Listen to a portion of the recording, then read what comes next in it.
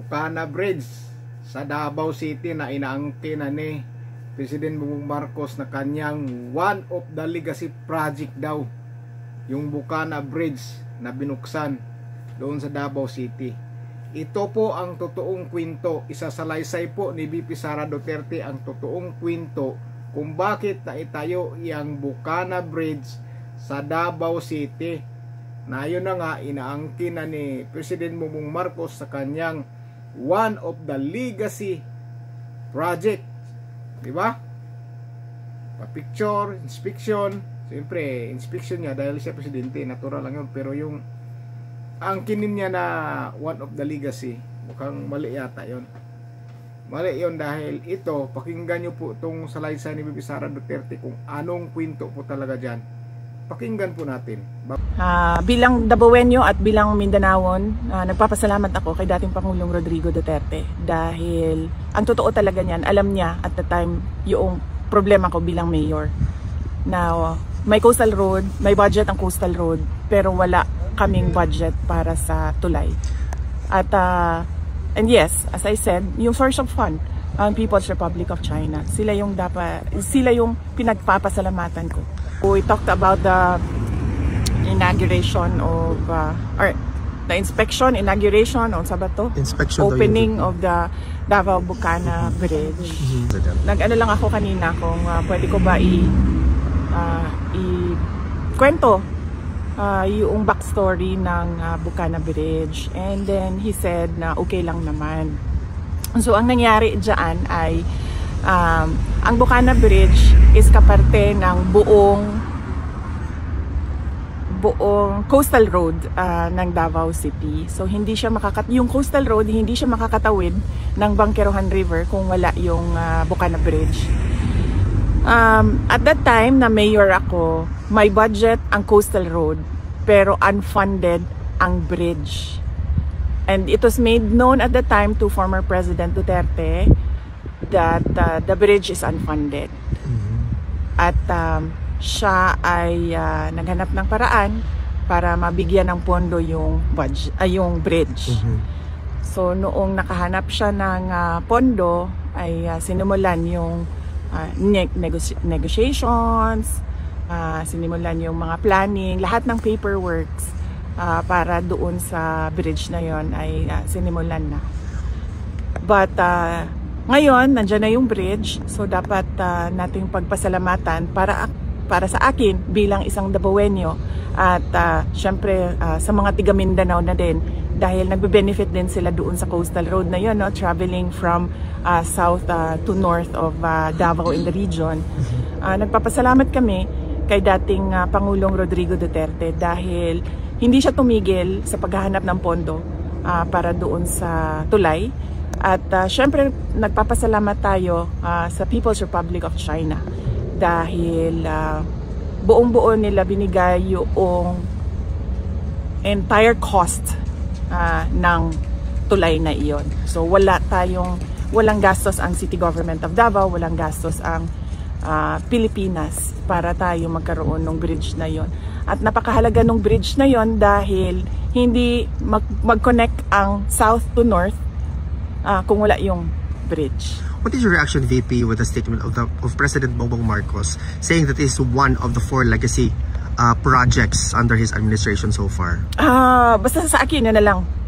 Bilang Dabawenyo at bilang Mindanaon, nagpapasalamat ako kay dating Pangulong Rodrigo Duterte dahil ang totoo talaga niyan, alam niya at the time yung problema ko bilang mayor. Now, may coastal road, may budget ang coastal road, pero wala kaming budget para sa tulay. At and yes, as I said, yung source of fund, ang People's Republic of China, sila yung pinagpapasalamatan ko. So yun na nga, napakinggan po natin yung kwento ni VP Sara Duterte kung bakit po naitayo yung Bukana Bridge sa Davao City. Funded ng China, Republic of China. Tapos yan, may plano po sila dyan ni Pangulong Rodrigo Duterte at sila ni Secretary Tugadi dati. May mga picture po yan sila. Pinakita yung plano kung paano ay yung plano. Si PBBM po, wala pong plano yan dahil hindi naman po sa kanya project yan. Kung sabagat tinuloy-tuloy lang po ng China yan, yung project sa panahon ni Pangulong Tatay Digong. Ngayon natapos, naglagay ng tarpaulin, nilagyan ng one of the legacy project ay President Bongbong Marcos. Umalma po ang mga tao sa Davao. Hindi po pumayag sa kanyang mga sinasabi. Dahil alam na alam po ng mga taga Davao, lalo-lalo na po yung mga matatanda, na nag-umpisa po yan sa panahon ni Pangulong Rodrigo Duterte. Parang 2018 po yan inumpisahan, yung matanda ang nagsabi. Kasi nakasaksi siya dyan kung kailan inumpisahan. 2018 yata. Kaya natapos, ngayon lang.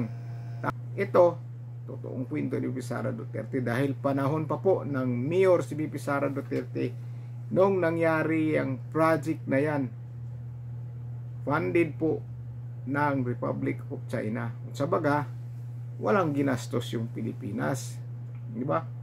Walang ginastos. Tapos ngayon, natapos na, may umangkin na, di ba? May umangkin na. Pero kung magpakita sila ng kanilang mga picture dati kung paano nila pinaplano, sigurado wala po yan dahil may nakita ko po yung mga plano nila ni Pangulong Rodrigo Duterte at nila ni Secretary Tugade na mga picture. May picture po sila dyan kung paano yung plano. May mapa doon na tinitingnan nila kung hanggang saan yung tulay, hanggang saan tatawid, diba? Kung gaano kahaba. Tapos ngayon, ayan, di ba? Viral ngayon sa Facebook kayo na grabe, di ba? Picture ang Pangulo doon. One of the legacy project sa kanyang administrasyon na nagawa. Galit na galit yung mga tao sa Davao. Galit na galit po talaga. Kaya, ano yan nag-helicopter siya tapos sinalubong yata na sigawan na Duterte doon at binubo pa yata. Kaya umiiwas sa mga tao. Diba? Presidente ka, iwasan mo mga tao dahil galit sa'yo. Galit sa'yo. Bakit kaya? Dahil hindi nagustuhan yung kanyang ginagawa. Kaya galit yung mga tao sa Davao sa kanya. Majority po galit sa kanya. Tapos ngayon, mas lalong nagalit yung project na Bukana Bridge. Inangkin. Kaya galit na galit yung mga taga Davao.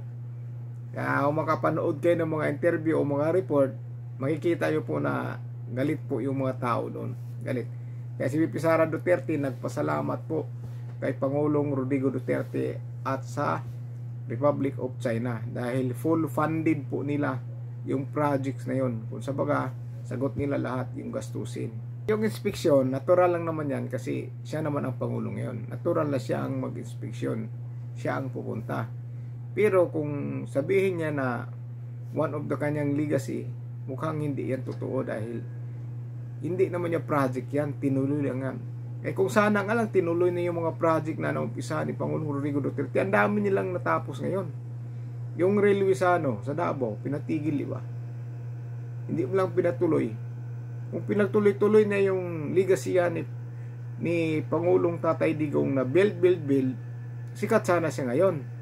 Pero ang ginagawa nila, iniipit yung mga Duterte. Sino ba hindi magagalit dyan? Magagalit talaga ang mga tao dyan na nagmamahal sa mga Duterte. Di ba? Sinabi niya, nung tatakbo pa lang, sinabi niya kay VP Sara Duterte na build program din yung gagawin. Sabaga, ituloy-tuloy niya kung ano man ang nagawang legasya ni Pangulong Tatay Digong. Pero ano nangyari? Lumihis po sa landas. Talagang din makita na budol talaga dahil hanggang pangako lang pero kabaliktaran po ang ginagawa. Iba po. Biruin mo, Duterte pa ngayon ang nahirapan, pinakulong doon. Diba? Mga kabayan, kayo na po humusga dito sa totoong kwento ni VP Sara Duterte na kung bakit naitayo yung Bukana Bridge at ngayon inangkin na ni President Bongbong Marcos na kanyang one of the legacy project sa kanyang pamamahala bilang Pangulo. So good luck sa inyo mga kababayan.